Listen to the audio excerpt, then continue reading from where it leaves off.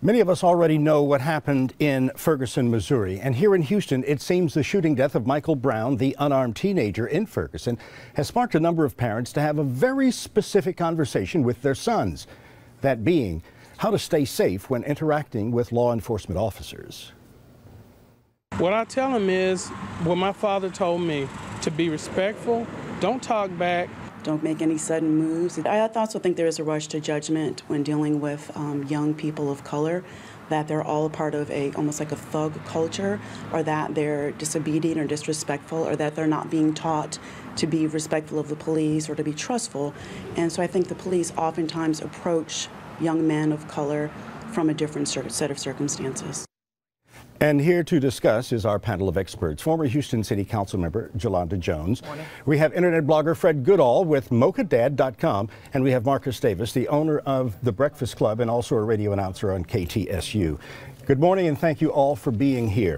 When you think in terms of raising an African-American male, how different do you think that is from a white male being raised? And I know you've never raised a white male, but how would you see this? Well, as a mom of a 22-year-old, 6'5" black man, I had to have a talk with him from birth of how to make it home safely when he was going to be profiled by the police. He hemmed and hawed. He thought I was making big ado out of nothing until the week before he went away to college. He got posted up. He got a gun drawn on him by an HPD police officer who believed he was breaking into my car that he had a key to. Now he understands. So it is a discussion that we as black parents have with our children because we want for them to come home alive when it happens. The question is not if, the question is when. So Ferguson didn't make me have that conversation with my child. It is the life that I live.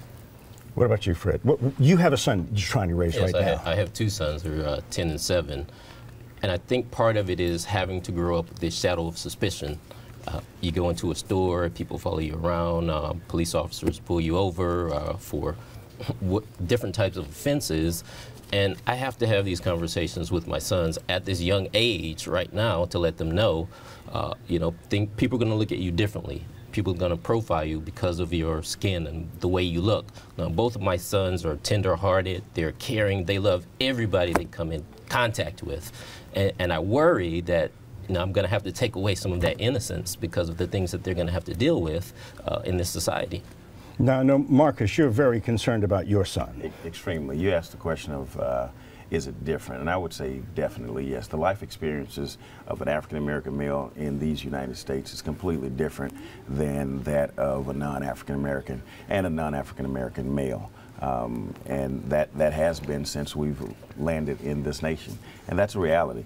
I had a conversation with, as I was sharing with the panel, I had a conversation with a colleague of mine at work one day about, and he's an older white male, and I was just explaining to him that his life experiences are completely different than mine. He's a business owner, I'm a business owner, but I've had encounters as a business owner where I've been detained, arrested falsely, and pulled over by the police, and I'm an upstanding member of the community. What is the solution then? How do we raise productive black men in our society? Okay, so I don't necessarily think that that's accurate, because the solution is for people to stop having preconceived notions about us, right?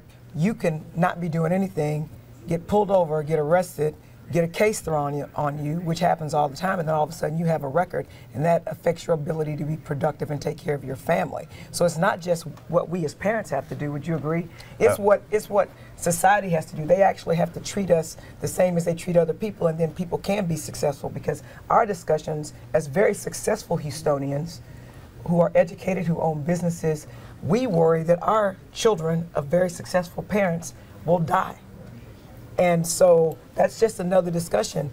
And some people get angry. Would you agree? They get angry because they turn around and people are always thinking that they're doing bad things. You asked the question of the solution and what do we do to make a more productive society. I think the answer is we have to change the society. We can't talk about the crimes that happen on the Jericho Road without talking about the Jericho Road itself and the conditions that create that road and the crimes that are committed on that road. We are running out of time. We could discuss this for hours and hours, but we do appreciate you coming in and weighing in on this very, very touchy subject that sparks a lot of discussion here, but the incident took place hundreds of miles away. Thank you. Every day it's happening.